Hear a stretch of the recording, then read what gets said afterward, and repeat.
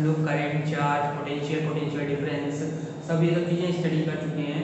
और आज हम लोग जानना ये चाहते हैं कि जब लोग सर्किट पढ़ रहे होते हैं, इलेक्ट्रिकल सर्किट में क्वेश्चन कर रहे होते हैं, तो उनमें एक क्वेश्चन इस तरीके से भी बन के आ सकता है आपका कि एमीटर जो होता है उसे सीरीज में लगाते हैं या पैरेलल में। एमीटर पता होगा, एमीटर जो होता है वो करंट को मेजर करने के लिए एक डिवाइस है। क्या चीज? इलेक्ट्रिक करंट को मेजर करने के लिए जिस डिवाइस का यूज कर रहे थे हम लोग, वो क्या थी?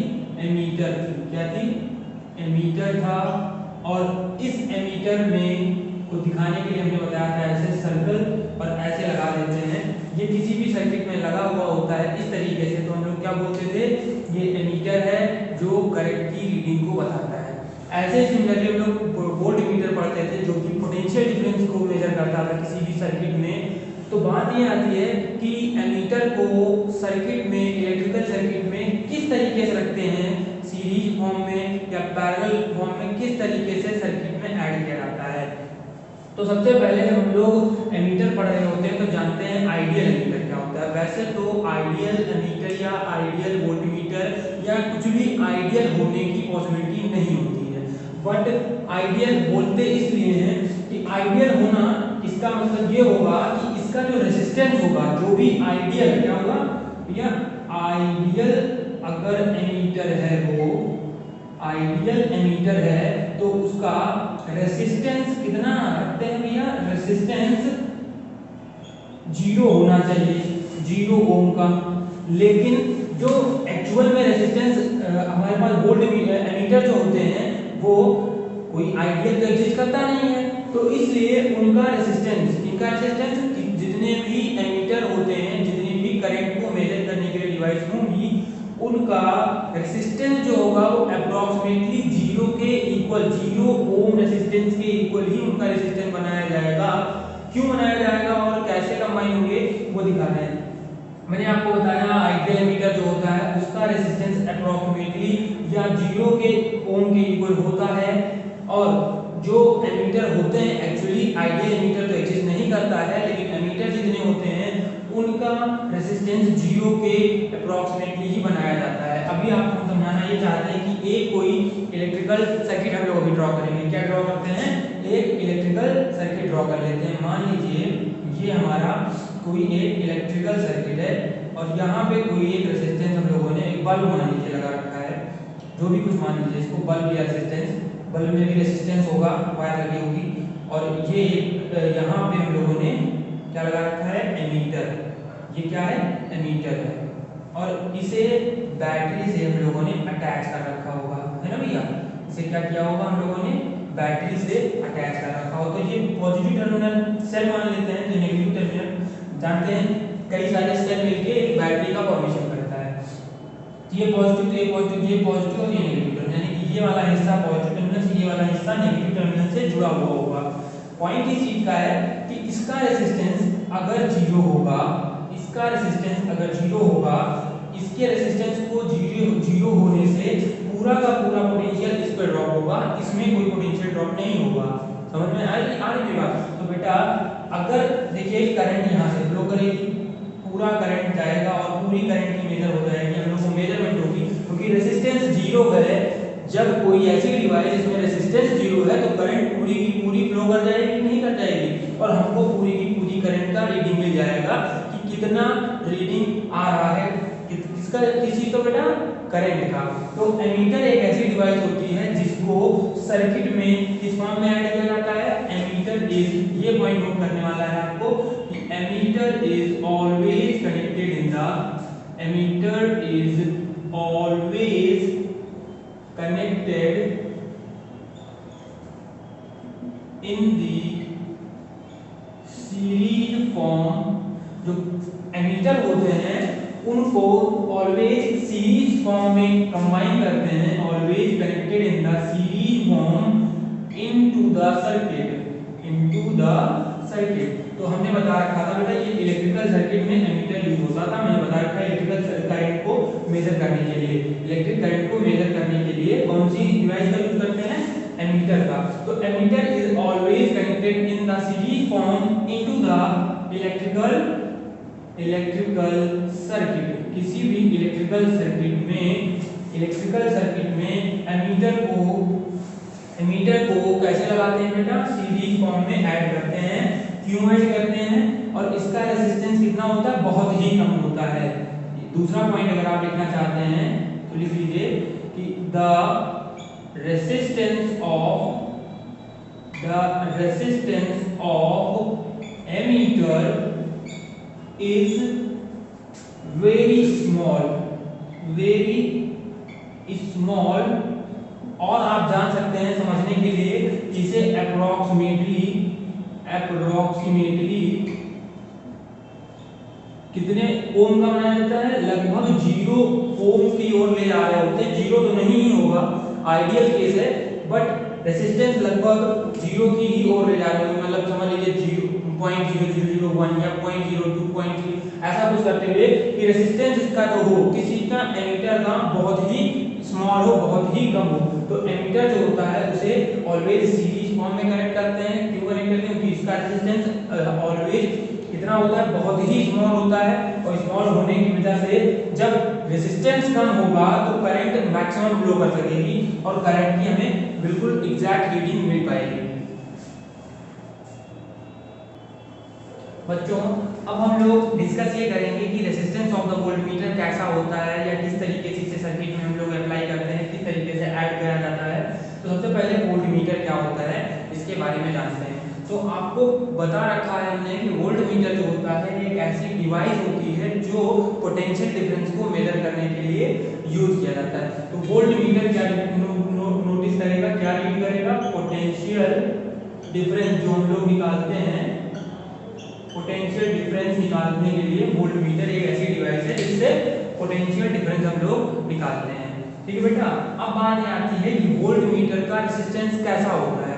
अगर आइडियल रेजिस्टेंस की बात करें, मैंने पहले ही बोला है कि आइडियल वाली चीज कोई होती नहीं है, लेकिन अगर आइडियल वोल्टमीटर की बात किया जाए तो उसका रेजिस्टेंस अप्रोक्सीमेटली कितना होता है भैया, इन्फिनिटी होता है।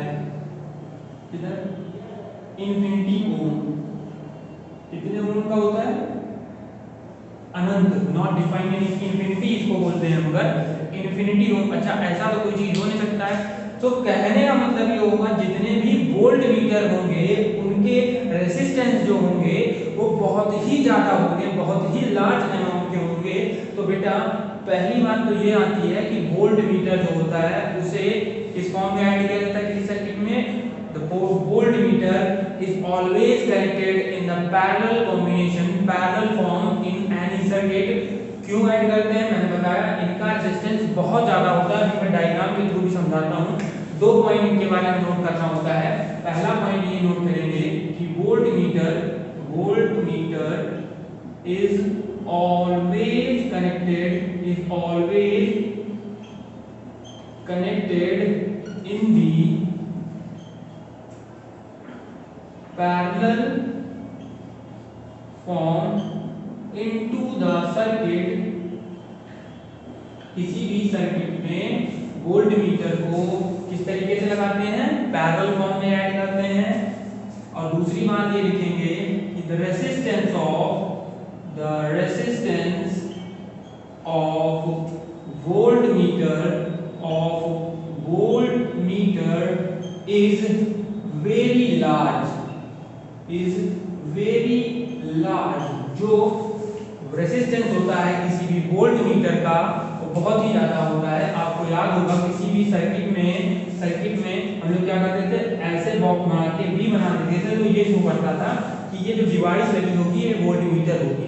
तो बेटा इस टाइम पे हम लोग ये डिस्कस करेंगे कि एक सर्किट हम लोग अभी ड्रॉ करेंगे और उस सर्किट में दिखाएंगे, रीजन समझेंगे क्यों इसे पैरेलल फॉर्म में लगाने से क्या फायदा है या क्या नुकसान है वो समझेंगे।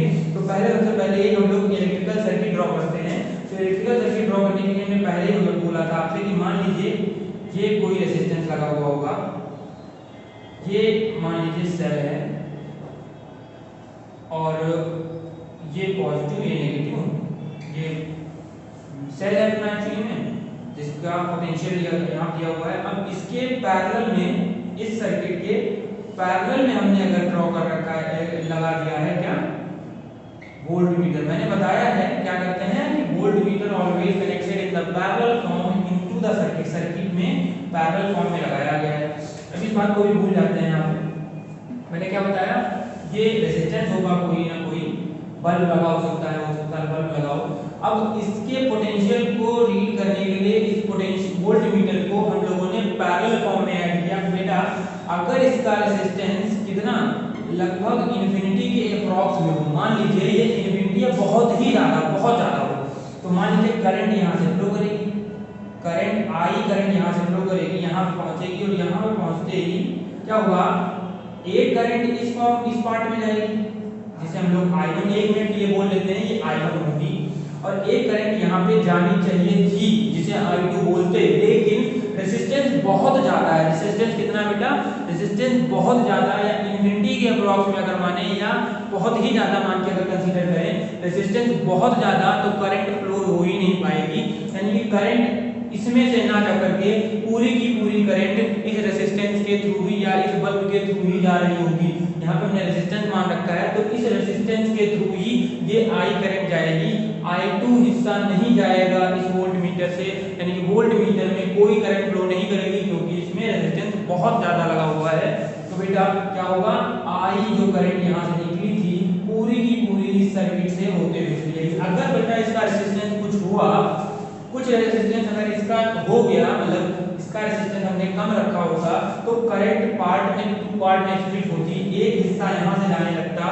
तो अगर मान लीजिए हमने बल्ब लाए हुए हैं, हम यहाँ पे बैटरी 12 वोल्ट की है, 12 वोल्ट की है, 12 वोल्ट की लगाए हैं, तो हम सोचते ये हैं कि 12 वोल्ट का अगर बल्ब जो है तो 12 वोल्ट पे ही तो लगना चाहिए, ये 12 वोल्ट पे ग्लो करना चाहिए था, लेकिन अब क्योंकि यहाँ पे कुछ चला जाएगा, पोटेंशियल डिफरेंस यहाँ पे, तो कुछ करंट का अमाउंट यहाँ पे जाने की वजह से 12 का 12 यहाँ पे नहीं हो पाएगा, 12 वोल्ट अब यहाँ नहीं होगा, कुछ ना कुछ यहाँ चला जाएगा अगर रेजिस्टेंस इसका कम होगा। तो पोटेंशियल जो वोल्टमीटर का जो रेजिस्टेंस होता है वो बहुत ही हाई रखा गया होता है, लगभग इन्फिनिटी के अप्रॉक्स में होता है। Resistance of the voltmeter is very large, it is always connected in the parallel form into the circuit. तो बच्चों अभी हम लोगों ने वोल्टमीटर और एमीटर के बारे में डिस्कस किया कि वोल्टमीटर को सर्किट में किस तरीके से ऐड करते हैं और एमीटर को किस तरीके से ऐड करते हैं। कभी भी पूछा जाए आपसे तो एमीटर को सर्किट में ऑलवेज सीरीज फॉर्म में लगाते हैं, इसका रेजिस्टेंस बहुत ही कम होता है, अप्रॉक्सीमेटली 0 की ओर रखते हैं। अगर वोल्टमीटर की बात किया जाए तो वोल्टमीटर को सर्किट में ऑलवेज पैरेलल कॉम्बिनेशन में लगाते हैं, यानी कि पैरेलल फॉर्म में लगाया जाता है। क्यों लगाते हैं, इसका रेजिस्टेंस बहुत ही ज़्यादा होता है, इस वजह से इसको पैरेलल फॉर्म में लगा देते हैं सर्किट में। अब बात ये आती है बेटा, इसके बाद जो हम लोगों को टॉपिक पढ़ना है वो ये है कि heating effect of the current. Heating effect of the current पढ़ने से पहले हम ये जानना चाहेंगे कि करंट के क्या क्या इफेक्ट हो सकते हैं। करंट के 3 टाइप के इफेक्ट हो सकते हैं बेटा। There are 3 types of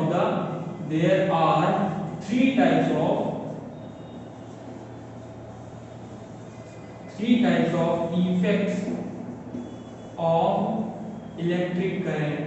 electric current के कितने टाइप के भैया हो सकते हैं इफेक्ट? 3 तरीके से हो सकते हैं। पहला ये हो सकता है कि अगर जो हम लोग पहले जो 9th में पढ़ के आए हुए हैं कि अगर कोई केमिकल सॉल्यूशन होता है उसमें इलेक्ट्रिक का इफेक्ट, इलेक्ट्रिक करंट का इफेक्ट उसमें देखा जा सकता है, तो उसे किस तरीके से बोलेंगे हम लोग कि केमिकल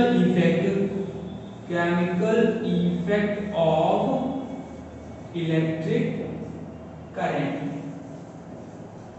इलेक्ट्रिक करंट का केमिकल इफेक्ट क्या होता है, अगर कोई सॉल्यूशन होता है उसमें करंट फ्लो हो रही होती है तो क्या इफेक्ट हो सकता है, तो हम लोग 9th में डिस्कस किए होते हैं। फिर अब जो मेन 2 पॉइंट्स इसके बचते हैं, एक तो ये है कि हीटिंग इफेक्ट, क्या है, heating effect of electric current.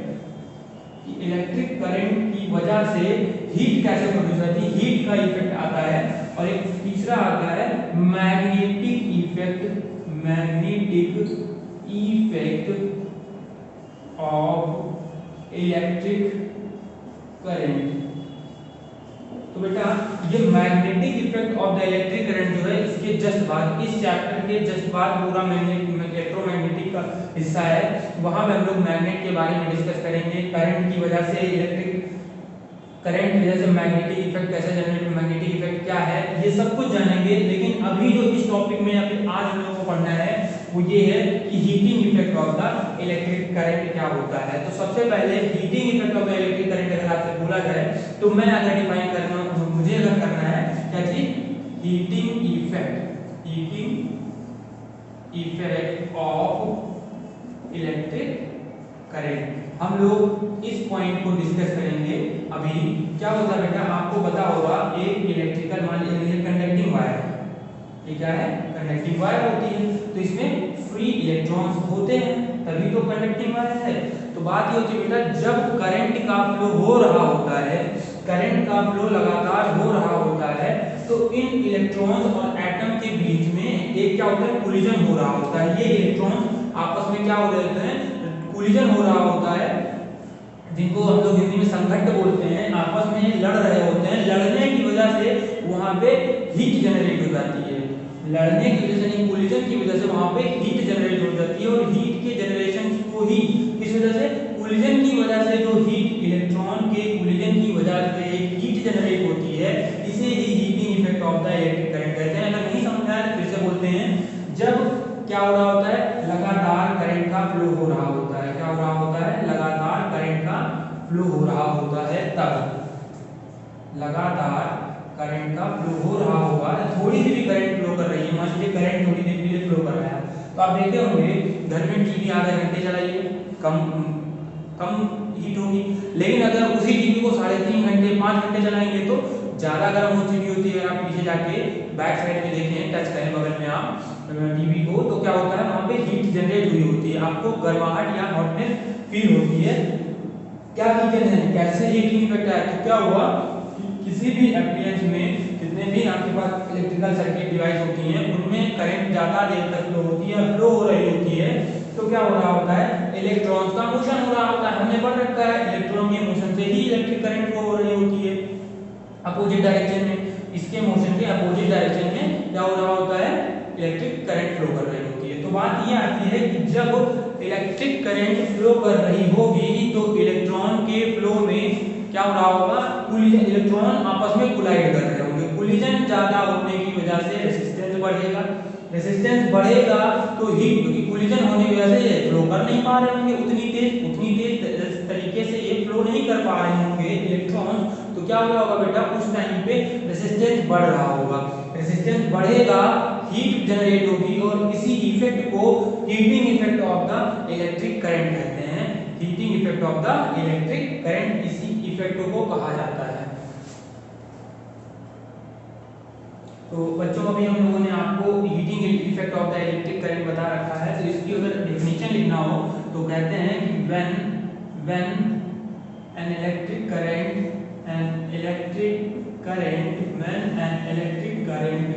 is passed through the conductor, जब कभी भी किसी भी कंडक्टर से इलेक्ट्रिक करंट फ्लो कर रही होती है, तो क्या होता है बेटा, ड्यू टू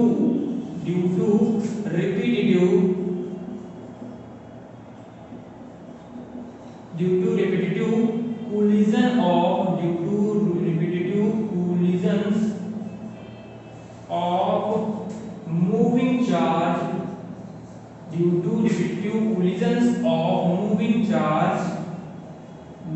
charge, and जब भी कभी किसी इलेक्ट्रिकल कंडक्टर, जो कंडक्टिंग वायर है जिससे इलेक्ट्रिकल करंट फ्लो कर रही होती है, तो अब उस कंडीशन में ये कोलिजन होता है जिसमें moving charge and atoms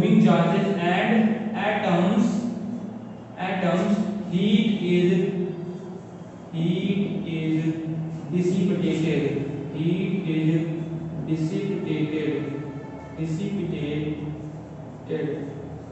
heat जो होती है वो क्या करती है बेटा, उस कंडीशन में हीट डिसिपेटेट हो जाती है, उस कंडीशन में हीट की जनरेशन होती है। जब भी कभी किसी भी इलेक्ट्रिकल सर्किट से करंट पास हो रही होती है तो इलेक्ट्रॉन और एटम के बीच लगातार कोलिजन की वजह से कोलिजन होगा तो बेटा करंट का फ्लो रुकेगा, यानी रेजिस्टेंस बढ़ेगा और उस टाइम पे हीट वहां पे प्रोड्यूस हो जाएगी, हीट का प्रोडक्शन हो जाएगा, हीट प्रोड्यूस होगी। बच्चों अभी हम लोगों ने हीटिंग इफेक्ट के बारे में डिस्कस किया है। अब हम लोग पढ़ने जा रहे हैं कि जूल्स लॉ ऑफ हीटिंग क्या था। जूल जो एक साइंटिस्ट थे, इन्होंने एक हीटिंग इफेक्ट पे ही एक अपना रूल दिया, heating effect of the electric current पे। इन्होंने ये अपने उसमें स्टेटमेंट क्या दिया वो पढ़ते हैं। It states that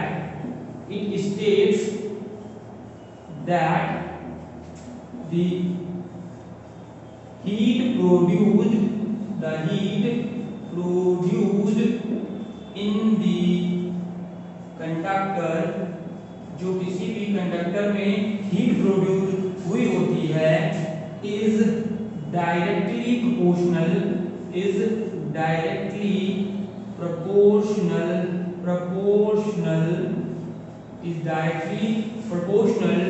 to the square of the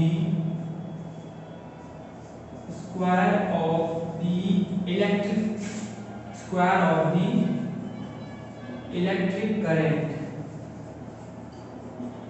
क्या बताया बेटा, जूल ने एक रूल दिया जिसमें बताया कि स्टेट है उनके रूल के अकॉर्डिंग जो हीट प्रोड्यूस होती है किसी भी कंडक्टर में वो किसके डायरेक्टली प्रोपोर्शनल होती है, square of the electric current के डायरेक्टली प्रोपोर्शनल होती है। और किसके डायरेक्टली प्रोपोर्शनल होती है, रेजिस्टेंस ऑफ द कंडक्टर, उस कंडक्टर के रेजिस्टेंस के भी डायरेक्टली प्रोपोर्शनल होती है। एंड द टाइम पीरियड मैंने बोला रेजिस्टेंस के डायरेक्टली प्रोपोर्शनल होगी, करंट के स्क्वायर के डायरेक्टली प्रोपोर्शनल होगी। And the time period t of the flow of, देखो बेटा मैंने ये बताया कि ये रूल ये बोलता है the heat produced in the conductor, किसी भी कंडक्टर में जो हीट प्रोड्यूस हुई होती है वो डायरेक्टली प्रोपोर्शनल होती है square of the current, resistance के डायरेक्टली प्रोपोर्शनल होती है। और टाइम पीरियड जो हो रही होता है, जितने टाइम के लिए करंट फ्लो कर रही होती है किससे, कंडक्टर से, तो वही रूल हम बता रहे हैं कि ये जो हीट है वो किसके प्रोपोर्शनल होगा। इनके रूल में इन्होंने बताया, इस रूल में कि जो हीट होगी वो किसके करंट के स्क्वायर के रेजिस्टेंस के डायरेक्टली प्रोपोर्शनल। करंट का स्क्वायर है, रेजिस्टेंस का स्क्वायर नहीं है, और टाइम पीरियड के भी डायरेक्टली प्रोपोर्शनल है। स्क्वायर के टाइम पीरियड के स्क्वायर के डायरेक्टली प्रोपोर्शनल नहीं है, सिर्फ करंट के, रेजिस्टेंस के और टाइम पीरियड के। तो मैंने क्या लिखा है, and the time period of the flow of current,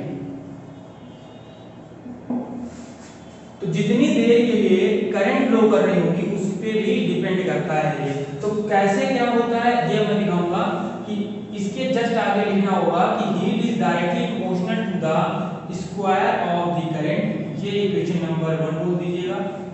heat जो प्रोड्यूस होती है, हीट को वैसे तो Q से डिनोट करते थे, लेकिन यहाँ पे H से डिनोट कर रहे हैं। आपने पढ़ा होगा 9th में कि हीट को Q से डिनोट करते थे, हीट को Q से डिनोट करते थे, बट अभी के लिए हीट को H से डिनोट कर रहे हैं। तो H is directly proportional to the square of the current, H is directly proportional to the resistance of the conductor and the time period of the flow of current। जितनी देर के लिए current flow कर रही होती है उस time पे भी डिपेंड करता है। तो इसे इक्वेशन नंबर 2, इक्वेशन नंबर 3। अब इन तीनों रिलेशंस को जब कंबाइन करते हैं बच्चों तो एक फाइनल रिजल्ट आता है, वो H is equal to the I square RT आ जाता है। बेटा यहाँ पे एक कोई भी प्रोपोर्शनलिटी हटने पे कांस्टेंट नहीं आता, या फिर कांस्टेंट जो आएगा उस कांस्टेंट की वैल्यू 1 हो गई होगी, इसी वजह से डायरेक्ट रिलेशन आता है H is equal to the I square RT। अब आप लोग क्या कर सकते हैं बेटा, यहाँ पे आपको रूल्स बताएं। ये तो हो गया जूल्स लॉ ऑफ हीटिंग। ये जूल्स का नियम था कि हीट जब प्रोड्यूस हो रही होती है किसी भी कंडक्टर में, तो वो मतलब करंट जब फ्लो कर रही होती है किसी भी कंडक्टर से, तो उसमें जो हीट प्रोड्यूस होगी वो करंट के डायरेक्ट स्क्वायर के डायरेक्टली प्रोपोर्शनल होता है। रेजिस्टेंस ऑफ द कंडक्टर के डायरेक्टली प्रोपोर्शनल होता है, और time period of flow of current, जितनी भी समय के लिए करंट फ्लो कर रही होती है उसके भी डायरेक्टली प्रोपोर्शनल होता है। अब इसका अगर प्रूफ देखना हो कि कैसे आता है प्रूफ, इसका प्रूफ कैसे है, तो बेटा आपको याद होगा एक फॉर्मूला हम लोगों ने पढ़ा था, V is equal to the W by Q, V is equal to the W by Q, तो W is equal to the V into Q आ जाता है। बेटा W वर्क डन है, वर्क डन एक एनर्जी होती है और हीट भी एक तरीके की एनर्जी है, तो H is equal to the V into Q, but Q is equal to हम लोगों ने क्या पढ़ रखा है, but Q is equal to the ID, तो H is equal to the VIT आ जाएगा भैया। और ओम्स लॉ के थ्रू, ओम्स लॉ के थ्रू हमने पढ़ रखा है, ओम्स लॉ के थ्रू हम लोगों ने पढ़ा है V is equal to the IR, V is equal to the IR पढ़ रखा है, तो इस V is equal to IR की वैल्यू यहाँ पुट करेंगे, यहाँ से उठा करके यहाँ पे, तो दिस इंप्लाइज दैट में H is equal to the V की जगह पे IR, तो I स्क्वायर RT। बेटा देखिए ये रिलेशन हम लोगों ने प्रूव कर दिया। अब V की हेल्प से यहाँ से हम लोग डिफरेंट वैल्यू उठा लें, जैसे I की वैल्यू उठा के पुट करते हैं, यहाँ से I की वैल्यू यहाँ पे लाके पुट करें, that is I is equal to the V by R, अगर I is equal to V by R यहाँ पुट कर देते हैं, तो H इज इक्वल टू क्या आ जाएगा बच्चों, I की वैल्यू में से V square by R square, R से R कैंसिल आउट हो जाएगा, क्या आएगा V square by R square into में R, फिर T, R से R कैंसिल आउट हो जाएगा, तो H is equal to the कितना आ जाएगा बेटा, V square by R into T। ये भी एक फॉर्मूला है जिससे हम लोग हीटिंग इफेक्ट को कैलकुलेट कर सकते हैं। अगर पोटेंशियल पता हो, रेजिस्टेंस पता हो और जितने टाइम के लिए फ्लो कर रही हो करंट वो पता हो, करंट का अमाउंट ना पता हो, तो हम लोग आसानी से हीटिंग इफेक्ट निकाल सकते हैं। तो हम लोगों ने एक फॉर्मूला ये पढ़ लिया, एक फॉर्मूला ये पढ़ लिया, और एक formula H is equal to the VIT पढ़ रखा है। यहाँ पे आप इस तरीके से आए, इस फॉर्मूले को तैयार करेंगे, एक फॉर्मूला ये हो गया है, एक फॉर्मूला ये, और एक तीसरा फॉर्मूला जो बना है वो ये, तीन फॉर्मूला हमारे सामने आ गए, H is equal to VIT, H is equal to I square RT और H is equal to V square by RT। बच्चों अब हम लोग हीटिंग इफेक्ट जो अभी हम लोगों ने फॉर्मूले पढ़े, तीन फॉर्मूले पढ़े थे, पहले उस फॉर्मूले को डिस्कस करेंगे, तीनों फॉर्मूले में उसके बाद में हीटिंग इफेक्ट की यूनिट क्या होती है वो जानेंगे, और फिर ये न्यूमेरिकल करेंगे कि इस टाइप के न्यूमेरिकल एनसीईआरटी का न्यूमेरिकल है पहले किस तरीके से आता है, कैसे अप्रोच करनी होगी वो जानेंगे। सबसे पहले तो हीटिंग इफेक्ट का हम लोगों ने एक फॉर्मूला VIT पढ़ रखा है, V is equal to IR होता है, तो बेटा दिस इंप्लाइज में दूसरा फॉर्मूला क्या बनता है, I square R into T, दूसरा फॉर्मूला ये बन जाता है, पहला फॉर्मूला ये है। फिर तीसरा फॉर्मूला यहाँ से I is equal to the V by R निकाल लें, I की वैल्यू पुट कर दें, तो V square by R into में T बन जाता है। अब जिस तरीके से रिक्वायरमेंट होती है क्वेश्चन उस तरीके से हम लोग सॉल्व करते हैं। अगर यूनिट निकालना हो बेटा हमको, वैसे पता है एनर्जी की यूनिट जूल होती है, मैंने पहले ही बता रखा है, इसकी यूनिट क्या होगी, जूल होगी, JOULE, जूल, क्या होगी, जूल होगी। लेकिन अगर आपको दूसरी यूनिट निकालनी है तो इसकी वोल्ट, इसकी एम्पियर और इसकी सेकंड, तो volt dot ampere dot second, या फिर यहाँ से अगर निकालनी है इसकी यूनिट तो एम्पियर स्क्वायर डॉट ओम डॉट सेकंड, और ये पूरा यूनिट 1 जूल के बराबर है, तो बेटा जूल ही यूनिट हम लोग तैयार करके रखते हैं। यहाँ से भी निकालना चाहें तो वोल्ट स्क्वायर इनटू में सेकंड अपॉन में ओम हो जाएगी, तो जिस तरीके से इन्हें निकालना फाइनली हीट यूनिट जूल ही होगी। ठीक है, तो हम लोगों ने तीन फॉर्मूले पढ़े, एक पहला ये, दूसरा ये, फिर तीसरा ये। अब देखिए क्वेश्चन पे आते हैं, न्यूमेरिकल पे अपने कह रहा है एक आयरन है जिसका रेजिस्टेंस दे रखा है, एक आयरन है, आयरन का रेजिस्टेंस दे रखा है हम लोगों को। बेटा ये क्या थे, ये फॉर्मूले हैं जिनको हम लोग यूज करके सॉल्व कर सकते हैं क्वेश्चंस को अपने। अब अपने क्वेश्चन पे आते हैं, क्या दे रखा है, गिवन क्या क्या है, गिवन जो होता है बेटा कभी भी याद रखने न्यूमेरिकल करते वक्त जो कुछ भी गिवन हो उसको हम लोग तुरंत नोट डाउन कर लेते हैं। तो गिवन में हम लोगों को दे रखा है कि रेजिस्टेंस कितना है, 20 ओम का, 20 ओम का रेजिस्टेंस है, takes a current of 5 ampere, current की वैल्यू पता है कितनी है, 5 एम्पीयर की, और हमको हीट डेवलप्ड इन 30 सेकंड निकालना है, टाइम दे रखा है 30 सेकेंड का और इतने सेकेंड में कितनी हीट निकल रही होगी ये बताना है। तो बच्चों फॉर्मूला देखते हैं, हमको आई पता हो, रेजिस्टेंस पता हो, टाइम पता हो, तो देखिए ये कितना अच्छा फॉर्मूला लिखा हुआ है। इसी फॉर्मूले को हम लोग अप्लाई करेंगे और आंसर ले लेंगे। इस फॉर्मूले में लगाने की कोई जरूरत नहीं है। तो क्या करेंगे बेटा, H is equal to the formula क्या लगाएंगे, I square into R into T.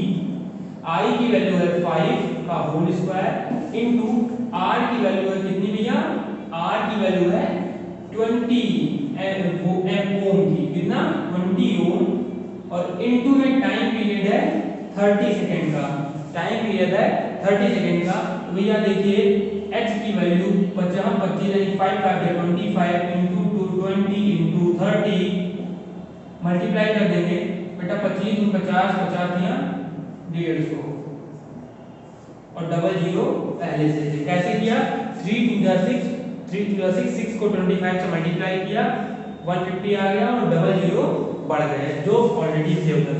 तो कितना आ जाएगा भैया, इतनी जूल एनर्जी होगी, हीट कितनी निकल रही होगी, इतने जूल की 15,000 जूल की एनर्जी निकल रही होगी। यही हीट हमको डेवलप कर मतलब पूछा गया था कितनी हीट डेवलप हुई होगी। तो इस तरीके से क्वेश्चन को सॉल्व करेंगे।